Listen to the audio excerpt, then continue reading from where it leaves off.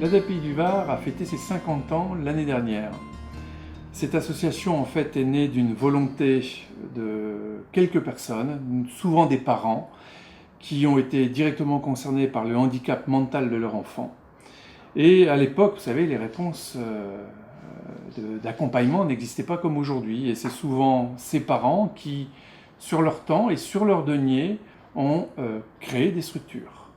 À l'ADAPI, le premier établissement qui a été créé est l'IME, l'Institut médico-éducatif Bel Air, donc il y a plus de 50 ans, pour trouver une forme d'accompagnement adapté pour des enfants démunis. Les choses se sont ensuite assez naturellement développées, puisque ces enfants ont grandi, certains ont eu des capacités en termes d'autonomie, et on a créé ce qu'on appelait à l'époque les premiers centres d'aide par le travail. Et donc on a aujourd'hui 4 CAT, qui sont maintenant des ESAT, qui permettent à 360 travailleurs handicapés d'avoir une activité professionnelle. Et puis d'autres personnes handicapées n'avaient pas capacité à travailler. Donc on a créé au fur et à mesure des structures dites foyers occupationnels, permettant de développer tout un tas d'activités pour maintenir les capacités cognitives de ces personnes handicapées en journée. Et puis, au fur et à mesure, on a aussi des personnes handicapées qui vieillissent, qui deviennent de plus en plus dépendantes. Et on a créé au fur et à mesure ce qu'on appelle des foyers de vie, donc des structures d'hébergement pour personnes dépendantes, avec des foyers d'accueil médicalisés. Et puis, il y a un peu plus de 10 ans, il y avait un besoin récurrent sur le département qui ne trouvait pas forcément réponse concernant le polyhandicap.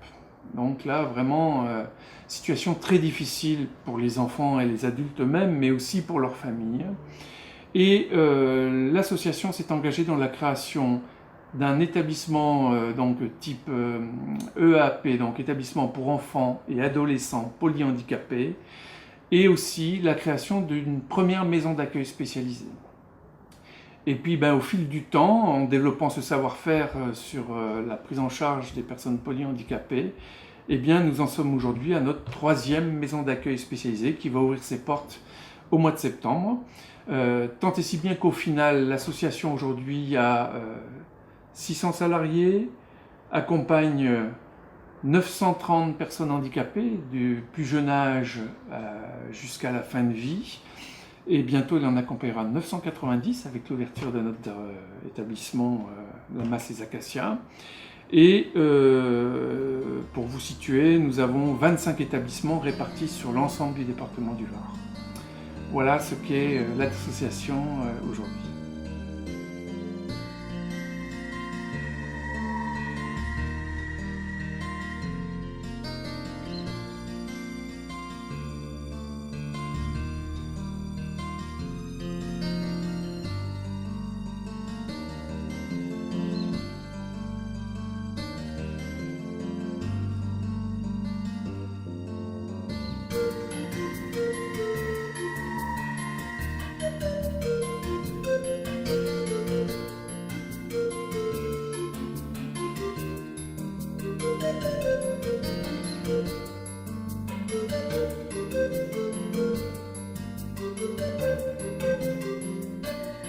Alors les projets sont nombreux, mais je crois qu'il y a quelques axes clés qui vraiment nous mobilisent.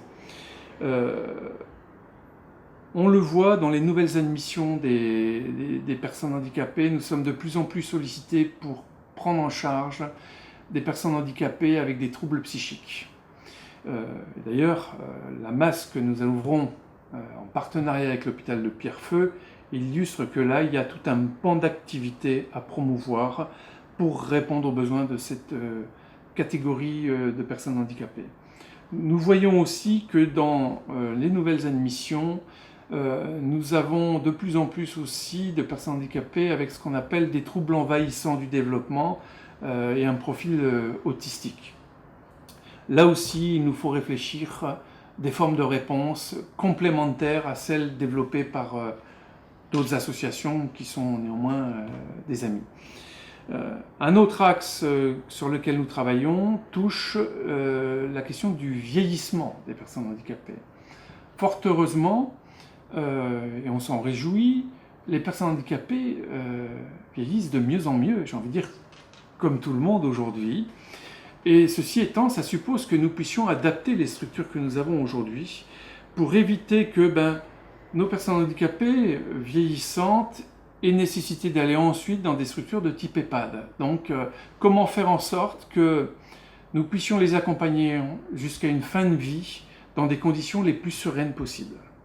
Nous avons là donc des formes de réponse à inventer dans nos structures. Un autre axe sur lequel nous travaillons fortement aussi touche l'insertion en milieu ordinaire des travailleurs handicapés. C'est ce qui nous a amené à moderniser fortement nos ateliers dans nos structures ESAT, et nous développons de plus en plus, en partenariat avec les entreprises, dans le bassin d'emploi où nous sommes implantés, des partenariats pour faire en sorte qu'on développe de la mise à disposition, voire de l'insertion avec des contrats à durée indéterminée des travailleurs handicapés qui le peuvent. Voilà.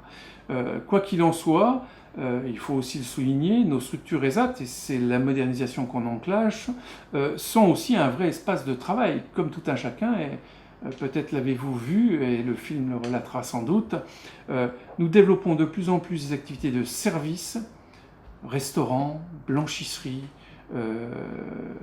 culture maraîchère bio avec espace de vente, tout un tas d'autres exemples, avec le souci de travailler sur vraiment du lien étroit avec la société civile, je dirais.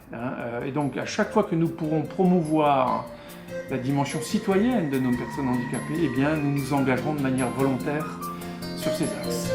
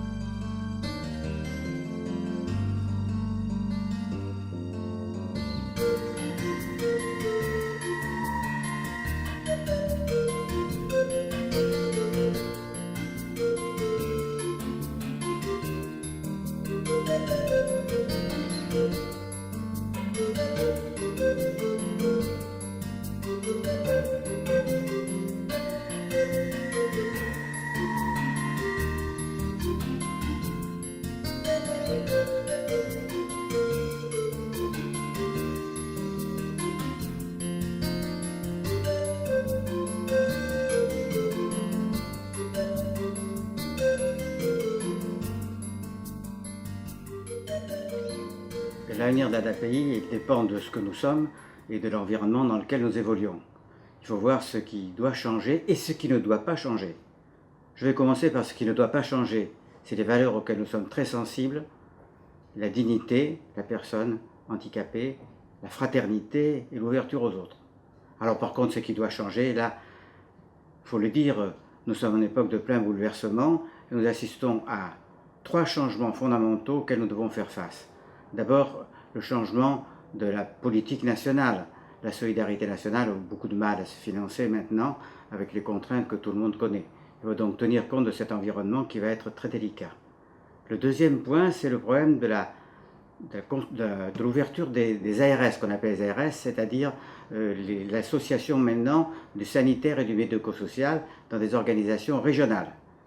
Donc ceci va amener nous aussi à changer. Pour le moment, nous étions dans une structure départementale, un peu familiale, et maintenant il faut que nous ouvrions aux problèmes régionaux, parce que c'est eux qui décident de la suite. Et aussi peut-être, on verra plus tard, problèmes nationaux, puisqu'avec l'ouverture de la masse des acacias, dans le cadre de l'hôpital de Pierrefeu, on voit bien que c'est un nouveau défi qui nous attend. Voilà, et puis qu'est-ce qu'il y a encore à dire? Ce qui compte sur le changement, disons, des institutions elles-mêmes. Les institutions elles-mêmes, on doit être très attentif à ce qui va se passer au niveau des structures politiques qui nous commandent. Département, région, État. Donc vous voyez, il faudra s'adapter au changement, mais tout en restant fidèle à ce que nous sommes, car c'est là l'essentiel.